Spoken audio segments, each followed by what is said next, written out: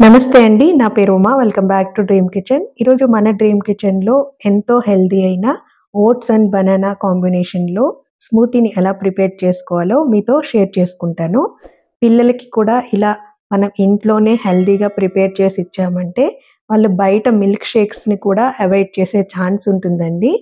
మీరు కూడా తప్పకుండా ట్రై చేయండి.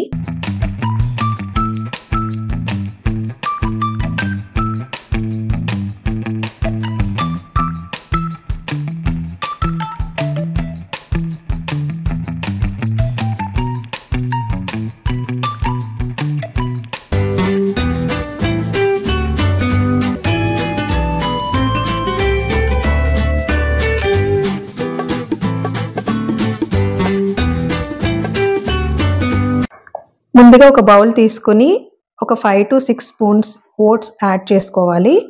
ఇలా యాడ్ చేసుకున్న ఓట్స్‌లో వాటర్ వేసేసుకొని ఒక 10-15 మినిట్స్ వరకు ఇలా నానబెట్టుకొని పక్కన పెట్టేసుకోవాలి.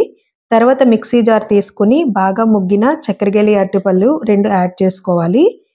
తర్వాత సీడ్స్ తీసేసిన డేట్స్ కూడా యాడ్ చేసుకోవాలి. ఇక్కడ నేను 12-13 వరకు యాడ్ చేస్తున్నానండి.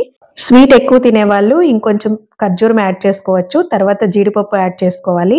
కొంచెం దాల్చిన చెక్క, watermelon seeds 2 tablespoons, pumpkin seeds, sunflower seeds, నానబెట్టుకున్న ఓట్స్ కూడా వేసేసుకుని 1.5 కప్పులు పాలు, 1.5 కప్పు వాటర్ వేసుకున్నాను నేను.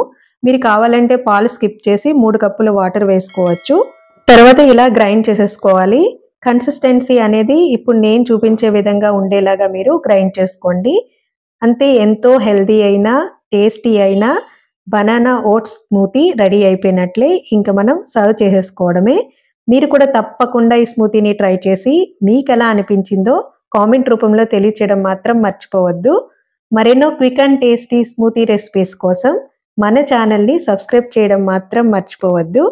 Thank you for watching.